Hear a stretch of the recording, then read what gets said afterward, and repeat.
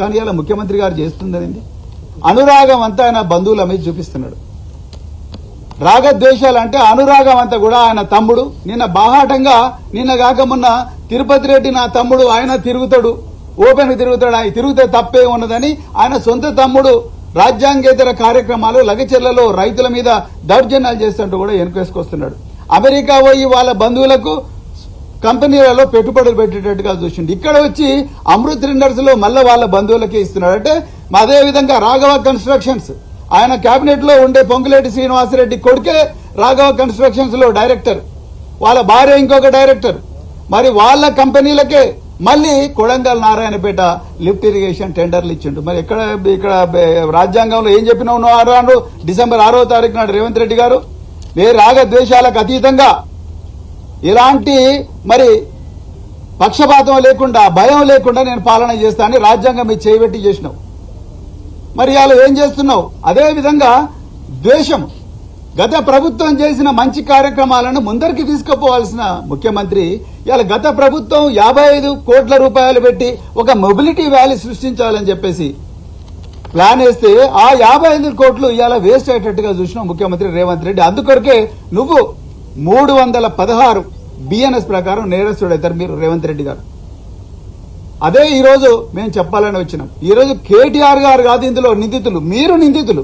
మీ వల్ల తెలంగాణకు రావాల్సిన వేల కోట్ల రూపాయల పెట్టుబడులు పోయినాయి, వేలాది ఉద్యోగాలు తెలంగాణ బిడ్డలకు రాకుండా పోయినాయి.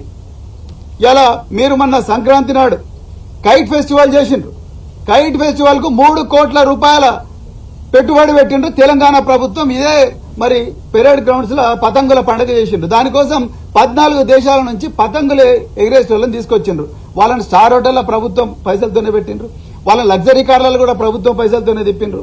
వాళ్ళని తీసుకొచ్చి 2 నుంచి 3 కోట్ల రూపాయలు మీరు ఖర్చు పెట్టిన ప్రభుత్వం నుంచే. అదేవిధంగా మీ ప్రజాపాలన వారోత్సవాల్లో పోయిన డిసెంబర్ లో ఎయిర్ షో పెట్టిండ్రు, దానికి కూడా కోట్ల రూపాయలు మీరు ఖర్చు పెట్టిన విమానాలను తిప్పిండ్రు. అదేవిధంగా ఆర్టిఫిషియల్ ఇంటెలిజెన్స్ సమ్మిట్ అని చెప్పేసి మీరు శ్రీధర్ బాబు ఇదే హైదరాబాద్ నగరంలో పెద్ద సమ్మిట్ ప్రభుత్వ ఖర్చుతో పెట్టిండ్రు. మరి మీరు పెడితేనేమో ఇది టూరిజం ప్రమోషన్ అవుతుంది, మీరు పెడితేనేమో ఎకానమీ ప్రమోషన్ అవుతుంది. మరి కేటీఆర్ గారు ఫార్ములా రేసు పెడితే అదెట్లా దేశద్రోహం అవుతుంది, అదెట్లా నష్టం అవుతుంది, అదెట్లా కరప్షన్ అవుతుంది? రేవంత్ రెడ్డి గారు మీరు చెప్పాలి. మీరు అవన్నీ ఆలోచించకుండా మీరు ఆ పాలసీ కొంచెం ఇటు అటు అయి ఉంటే మీరు దాన్ని ఇంప్రూవ్ చేయాలి. ఒక కమిటీ వేయాలి, అసెంబ్లీలో చర్చ జరపాలి, నిపుణులతో చర్చ జరపాలి, న్యాయ నిపుణులతోని లేకపోతే ఆ ఫీల్డ్ లో ఉండే నిపుణులతో చర్చ జరపాలి. ఈ పెట్టుబడి మన రాష్ట్రానికి పోకుండా మన రాష్ట్రానికి వచ్చేటట్టుగా ఏ విధంగా చూడాలి.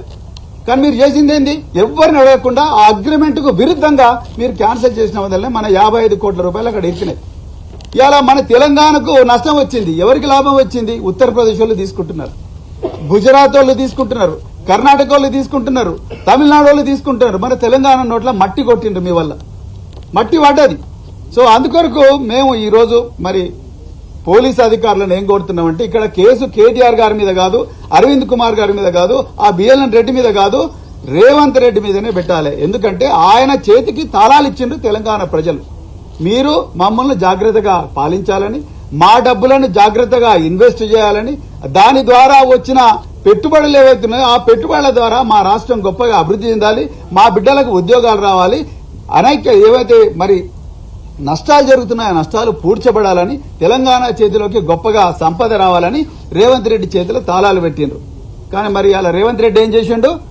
55 కోట్ల రూపాయలను నాశనం అయ్యేటట్టుగా చూసిండు. 55 కోట్ల రూపాయలు తీసుకొచ్చే పరిస్థితి ఇప్పుడు లేదు.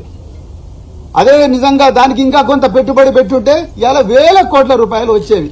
ఆనాడు నేను మళ్ళీ రిపీట్ చేస్తున్నా, ఆరోగ్యశ్రేణి కేసీఆర్ గారు రద్దు చేయలేదు, ఉచిత విద్యుత్ను కేసీఆర్ గారు రద్దు చేయలేదు, ఫీ రీఎంబర్స్మెంట్ రద్దు చేయలేదు. దానివల్ల ఇప్పటికి కూడా చాలా మంది లక్షలాది మంది తెలంగాణ బిడ్డలు గొప్పగా బతుకుతున్నారు. లక్షలాది మంది తెలంగాణ ప్రజల మరి ఆరోగ్యం బాగా ఉన్నది, రైతులు సుభిక్షంగా ఉన్నారు. మరి ఎందుకు మీరు దీంట్లో ఎందుకు ద్వేషంతో ప్రవర్తిస్తున్నారు? అందుకొరకే తప్పకుండా మరి ముఖ్యమంత్రి రేవంత్ రెడ్డి గారి మీద ఆర్టికల్ సెక్షన్ 316 భారత న్యాయ సంహిత ప్రకారం క్రిమినల్ బ్రీచ్ ఆఫ్ ట్రస్ట్ తప్పకుండా పెట్టి దాన్ని ఇన్వెస్టిగేట్ చేయాలి. మీరు కేటీఆర్ గారిని ప్రశ్నిస్తున్నారు, రేవంత్ రెడ్డి గారిని కూడా ప్రశ్నించాలి. ఏ పరిస్థితుల్లో మీరు ఆ 55 కోట్ల రూపాయలను మీరు దానికి ఎందుకు ఇంకా ఎక్కువగా ఇన్వెస్ట్ చేయడం లేదు? ఏ పరిస్థితుల్లో అది నీరు గారిపోతా ఉన్నది? అంత గొప్ప ప్రాజెక్టు మనకు రాకుండా ఎందుకు పోతున్నది? తెలంగాణ ప్రజల మీద మరి ఎందుకు అన్యాయం జరుగుతున్నదని రేవంత్ రెడ్డి గారిని కూడా మనం ప్రశ్నించాల్సిన అవసరం ఉన్నది. అందుకొరకే పోలీసు వాళ్ళను నేను చట్టబద్దంగా అపాయింట్మెంట్ తీసుకొని వచ్చినాం. మేము పోలీసు వాళ్ళకి కంప్లైంట్ ఇచ్చినాం. తప్పకుండా దీని మీద మరి ఎఫ్ఐఆర్ చేయాల్సిందిగా నేను పోలీసు అధికారులను రిక్వెస్ట్ చేస్తున్నా. రేవంత్ రెడ్డి హోమ్ మినిస్టర్ కావచ్చు, ఆయన ముఖ్యమంత్రి కావచ్చు, ఆయన రాజ్యాంగం ప్రకారం ఆర్టికల్ 14 ప్రకారం అందరూ చట్టం ముందర సమానులే. మరి అందరికి కూడా చట్టం ద్వారా న్యాయం సంక్రమించే హక్కున్నది. అందుకొరకు నేను పోలీస్ అధికారులను కోరుతున్నాను, మీరు ఆయన ముఖ్యమంత్రి కావచ్చు, ఆయన హోంమంత్రి కావచ్చు, ఆయన ఇంకెవరైనా కావచ్చు, కానీ చట్టం ముందర అందరూ సమానులే. కాబట్టి ఇది తప్పకుండా ఎఫ్ఐఆర్ చేసి మీరు ఇన్వెస్టిగేట్ చేయండి, నిజానిజాలు పరిశోధించండి, ప్రజలకు వాస్తవాలు చెప్పండి అని చెప్పేసి కోరుకుంటూ, మరి తప్పకుండా దీని మీద మరి ఇదే కాదు, ఇంకా రాబోయే రోజుల్లో ఈ ప్రభుత్వం ఎన్నో అన్యాయాలు చేసింది.